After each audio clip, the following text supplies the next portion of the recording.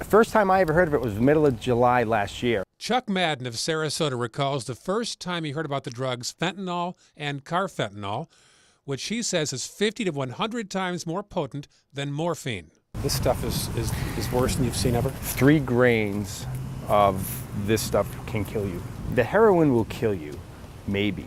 The fentanyl has a better chance of killing you. The carfentanil will kill you almost every time. Yet the addicts, the addiction is so strong that they will chase where the overdoses are occurring, which makes no logical sense. Madden is a former alcoholic who now dedicates his life to counseling others about the dangers of substance abuse. As an alcoholic, if you told me there was a bar that was selling vodka that could maybe kill you, I wouldn't go there.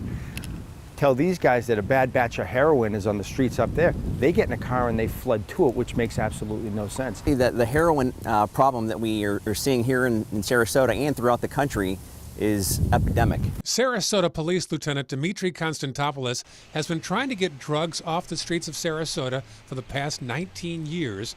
But as of last summer, he says it just got a lot more difficult. Just when you thought you had it figured out, along comes carfentanil and fentanyl.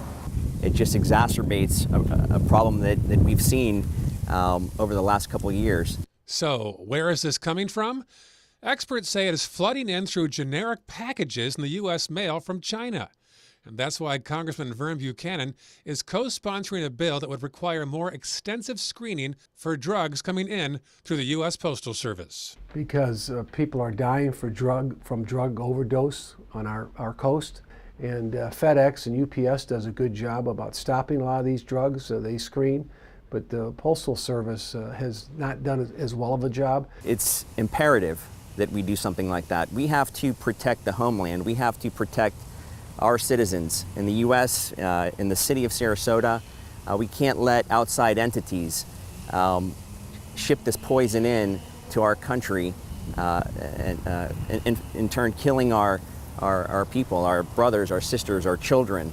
It has to stop, and whatever we can do to do that, we need to pull out all the stops. I love what Vern's doing. Vern's taking a very proactive position up in Washington because of where he's representing. You know, we have one of the highest death rates in the United States right here. However, Madden still wishes more could be done to get at the root of the problem, not just the result.